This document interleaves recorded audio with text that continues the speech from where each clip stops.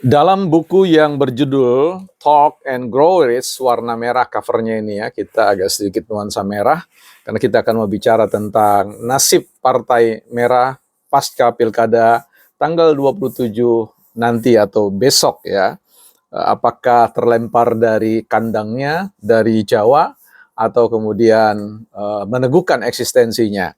Buku ini ditulis oleh Ron Holland.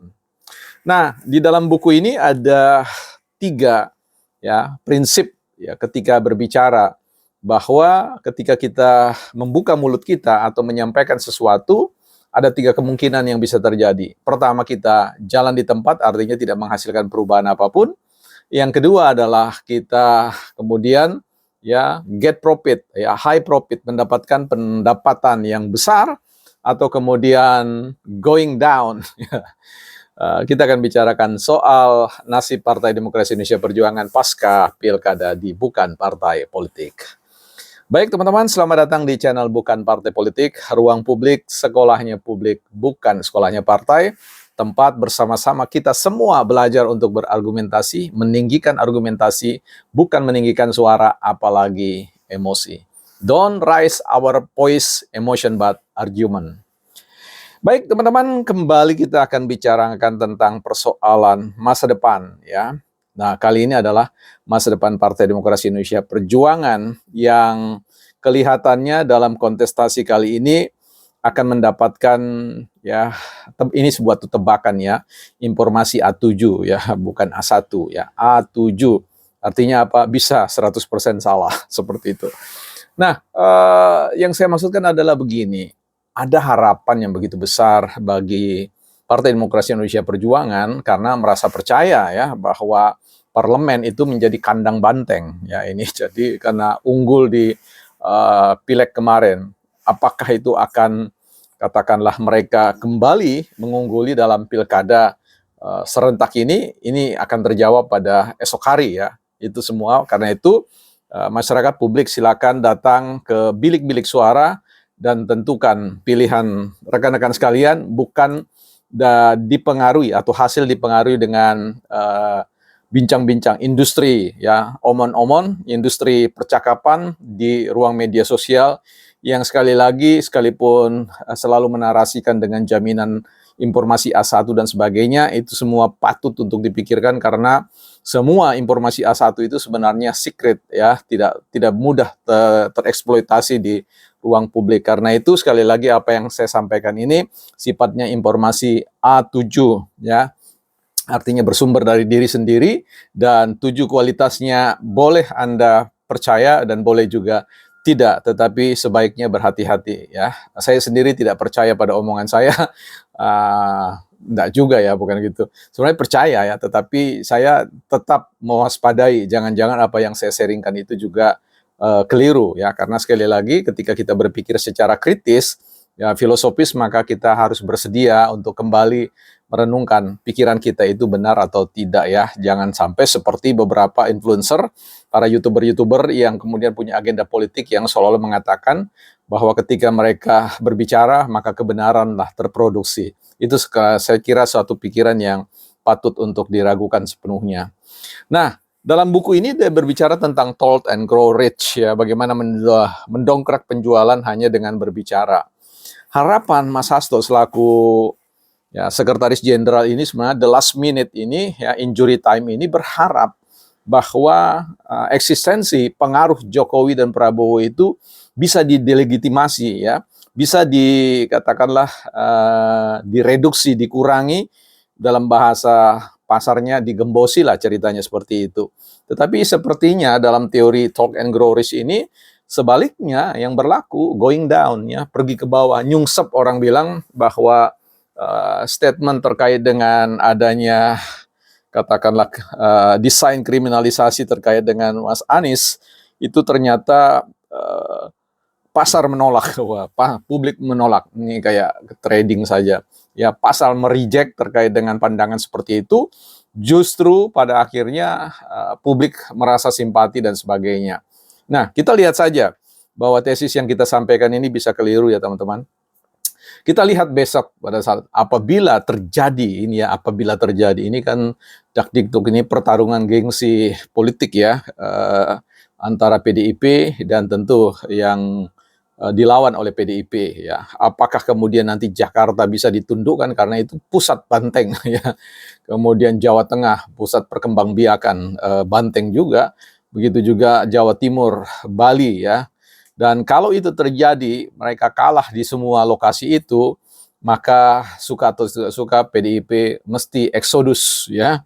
Eksodus kemana? Satu-satunya wilayah yang netral itu adalah wilayah Nusantara, wilayah IKN ya. Ya siapa tahu nanti berdekatan dengan lokasi tanah yang kami sedang advertising ya di IKN, di sana bisa dibangun. Mungkin bersebelahan dengan kantornya bukan partai politik nanti, karena bukan partai politik berencana untuk membangun sebuah kantor di sana untuk berbagai macam kepentingan-kepentingan yang nanti diharapkan bisa menjadi sumber pemberdayaan masyarakat ya. Baik, menurut saya tempat yang netral itu adalah daerah IKN ya. Mengapa saya katakan demikian? Karena di sanalah nanti direncanakan bahwa kantor DPR legislatif dan yudikatif serta eksekutif akan menjadi satu di sana. Karena itu yang jelas bahwa kandang banteng itu akan dibawa di sana.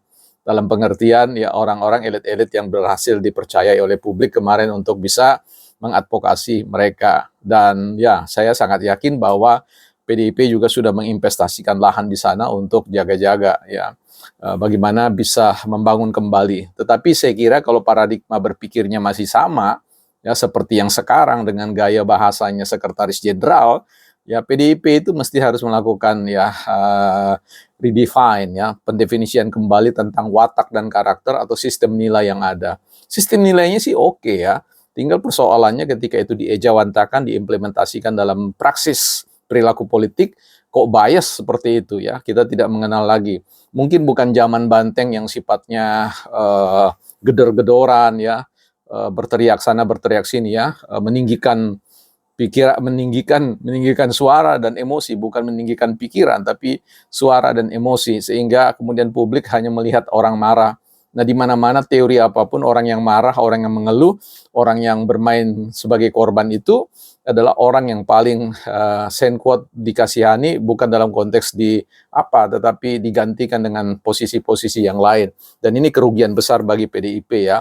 Saya kira mudah-mudahan PDIP menyimak video ini bukan dalam pengertian bahwa sedang dirusak nama baiknya, tetapi sedang diingatkan bahwa Republik ini masih sangat ya mencintai PDIP, tetapi PDIP yang secara prinsip tidak seperti yang kemudian didemonstrasikan oleh beberapa elit-elit yang menurut saya mereka sudah bukan pada zamannya, karena ada peribahasa mengatakan setiap zaman itu ada orangnya, setiap era itu ada orangnya, ada leadernya ya, seperti itu. Nah, karena itu ya didorong ya, karena harapan Sekretaris Jenderal ini mengharap bahwa dengan mendelegitimasi, mereduksi peran Pak Jokowi, dia berharap akan ada simpati publik ya, akan ada arus balik tentang pemilih yang akan kemudian memilih PDIP. Ya, ini langkah terakhir, tetapi bagaimanapun peluit akan segera ditiup dan semuanya akan menjadi jelas ya sebenarnya siapakah yang sebenarnya lebih dipercaya publik ya, dan kemudian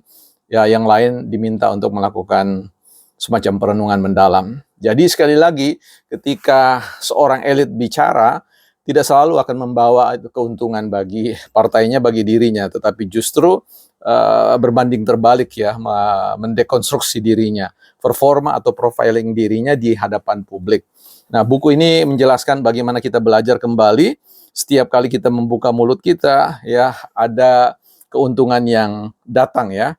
Karena itu jangan sekali-sekali hanya sekedar didrive oleh emosi ya. Setiap percakapan-percakapan yang didorong oleh emosi biasanya hasilnya akan menyesakkan dada.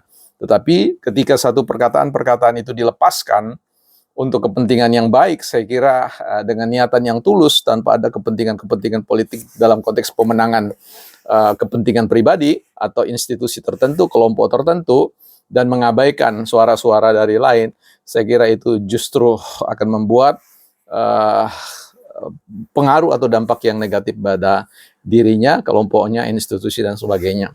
So, teman-teman, Kita lihat besok apakah PDIP akan meninggalkan Jawa dalam tanda kutip dan bergeser ke Kalimantan Timur untuk membangun sebuah perkandangan banteng yang baru.